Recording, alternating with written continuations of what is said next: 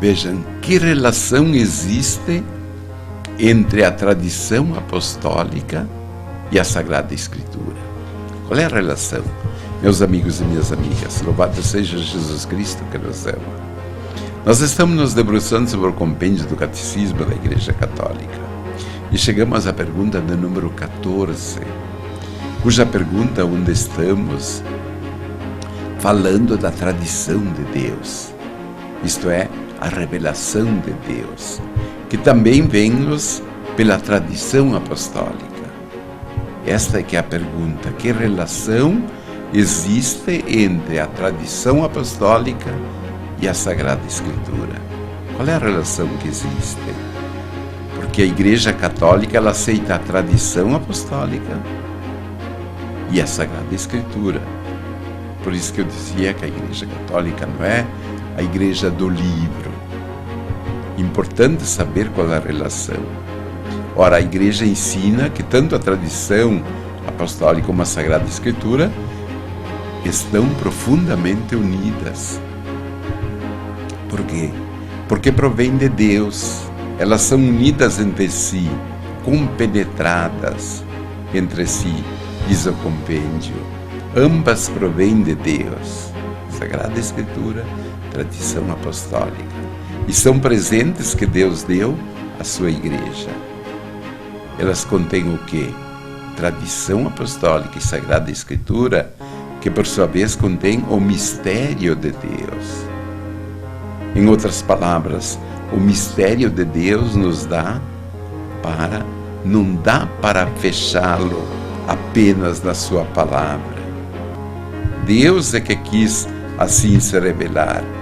Aliás, a própria revelação de Cristo nos chegou pela tradição, porque Cristo nada escreveu.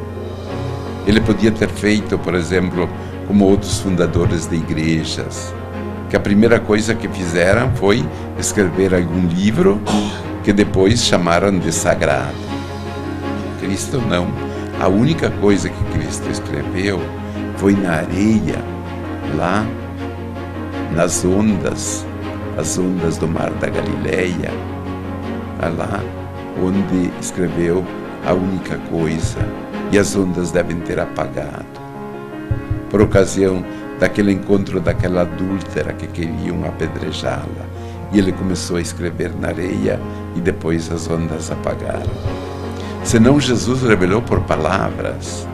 Ele ia à montanha e falava, entrava numa barca e falava, e mais tarde é que essas palavras foram escritas.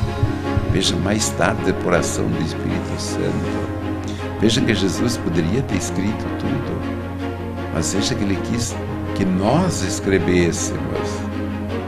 E qual é que foi a certeza que Jesus tinha que nós iríamos escrever certo?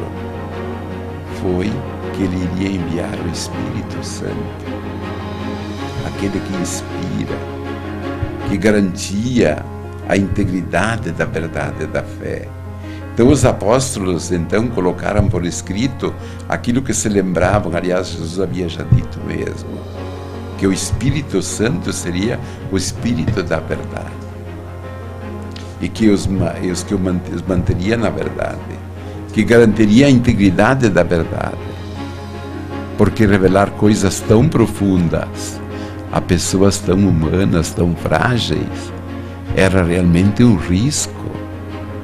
Mas Jesus deu a certeza que o Espírito Santo estaria sempre com a igreja, e sempre está e sempre estará, para mantê-la na verdade. Repito, portanto, tanto a tradição oral como a Sagrada Escritura, os textos revelados por Deus, através primeiro dos profetas, depois por Jesus Cristo, e somente depois colocados por escrito, provém da mesma fonte, Deus. E ambos gozavam da ação do Espírito Santo. Por isso que a igreja valoriza muito aquilo que ela foi acolhendo pela tradição.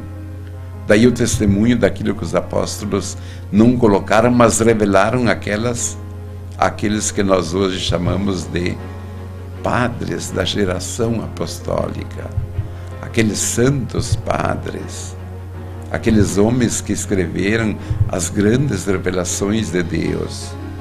Então, para que vocês acolham sempre o que nos diz a tradição apostólica, bem como a Sagrada Escritura, como ensinamentos de Jesus Cristo, inspirados pelo Espírito Santo, façamos a oração da Divina Misericórdia. Eterno Pai, eu vos ofereço o corpo e o sangue, alma e divindade de vosso diletíssimo Filho, nosso Senhor Jesus Cristo, em expiação dos nossos pecados e dos do mundo inteiro. Pela sua dolorosa paixão, tende misericórdia de nós e do mundo inteiro. Para isso, peçamos a bênção de Deus Todo-Poderoso, o Pai, o Filho e o Espírito Santo. Amém. Fique na paz e no amor de Deus.